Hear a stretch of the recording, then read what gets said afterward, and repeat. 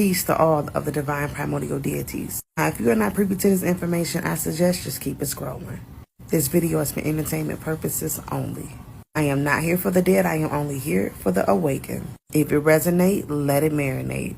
If it don't apply, let it fly. Now let's get deep. This is metaphysics and esoteric knowledge. Now let's get into it. Genesis is talking about the genes of Isis that can only be passed down through the melanated woman. Genesis took place in the pleroma, what the Bible calls heaven. Follow me. Planet 9 is Planet X, Sirius X, that is Xylanthia, the mother planet. After the fall, we fell to a lesser, denser version of Xylanthia, Mother Earth, which is the matrix, which means ma, and in Latin, matrix means mother, which is the womb. Planet X and Nibiru is two different things. Nibiru is not a planet, it is land beyond the ice wall. And the reason why they can't find Planet X is because you're on it.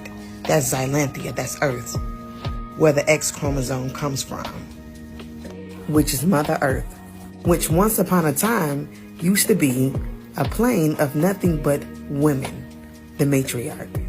Now planets are planes of existence. Technically, planets don't exist. I'll get back with y'all on that. We are technically on Sirius X, and our central sun is the dog star, Sirius. It is the spiritual sun behind our physical sun. It is the black dot, the black hole, and the celestial egg. It is the origin of all physical and spiritual creation. The Garden of Eden is Xylanthia, and it is all around you. Heaven is everywhere.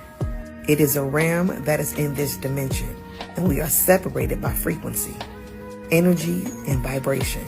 The Garden of Eden is Xylanthia, and in this garden, it was nothing but women, no man. We had both the divine feminine and the masculine.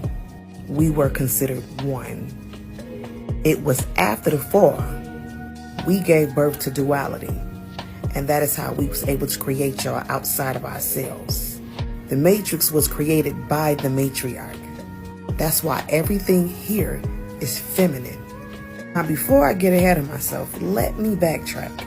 In the Bible, where God caused Adam to fall into a deep sleep and split him open, that was symbolically talking about the splitting of an atom. See, Adam was never in the garden.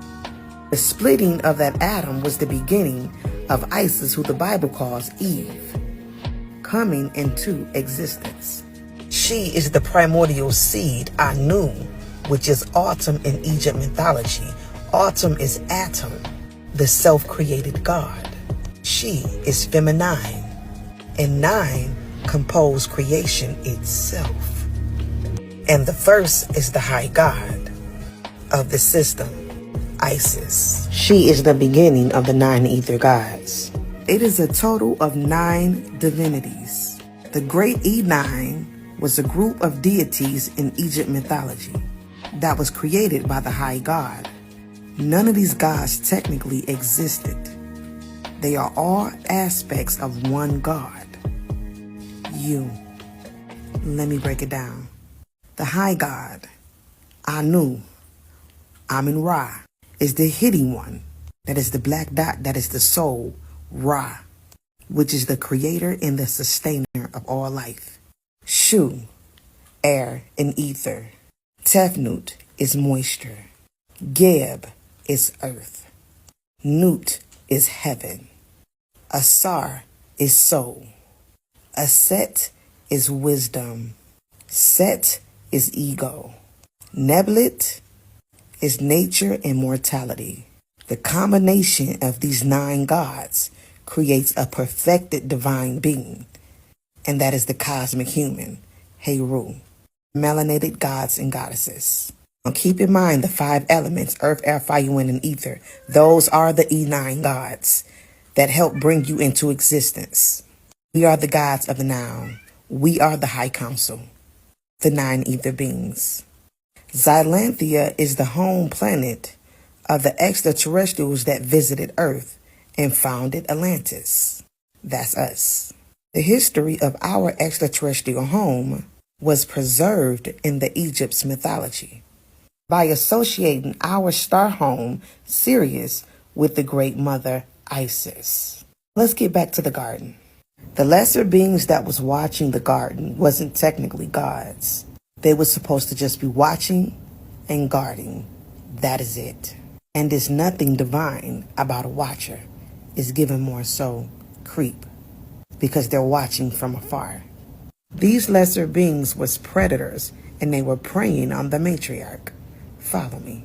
This was a plane of nothing but beautiful, gorgeous, melanated goddesses, and they wanted a piece.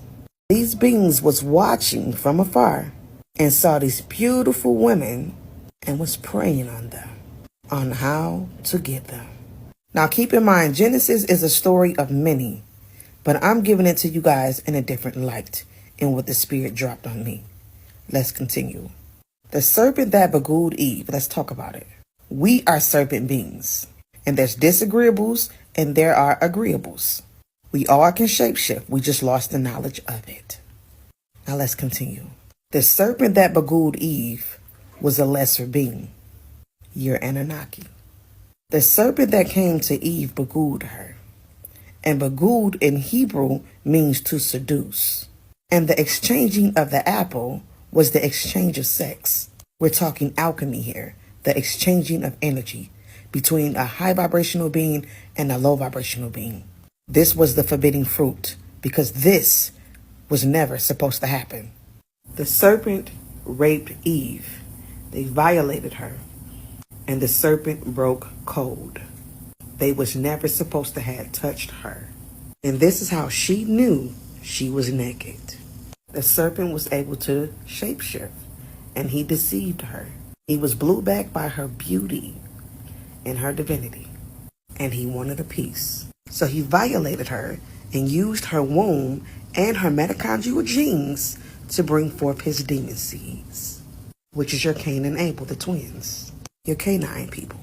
You see, Eve was never cursed. She was punished. It was the serpent that was cursed.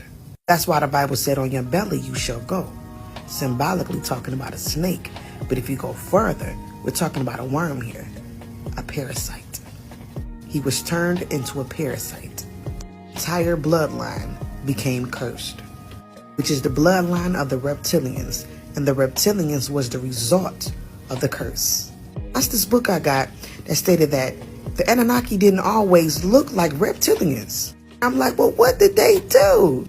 They broke code and violated the matriarch. That's what caused the matriarch to fall.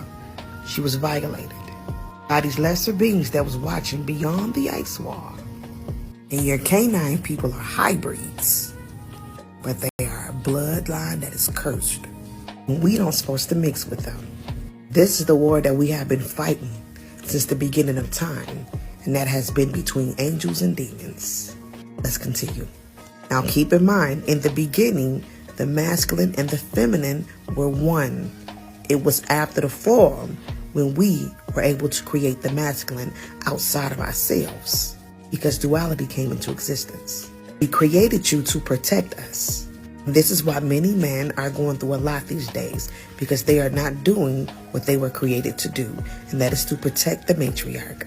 Now, after the fall, the matriarch still had her power, and that's how she was able to create Seth through parthenogenesis. Seth is Set in Egypt mythology, which is the double god, which is Set and Heru, that's duality. They are Christ. If you go farther to Typhonian and the Draconian realm, that is the mother and the son. That is Set, that is Christ, that is you, melanated one. You are the first fruit. And Set, which is Seth, is the bloodline of the Messiah. Now keep this in mind, the fall had already occurred. The serpent was cursed. They weren't angels, they were demons. And they took these women and used their wombs to bring forth their demon seeds. They invaded the matriarch, which is a planet of nothing but women, which was Earth.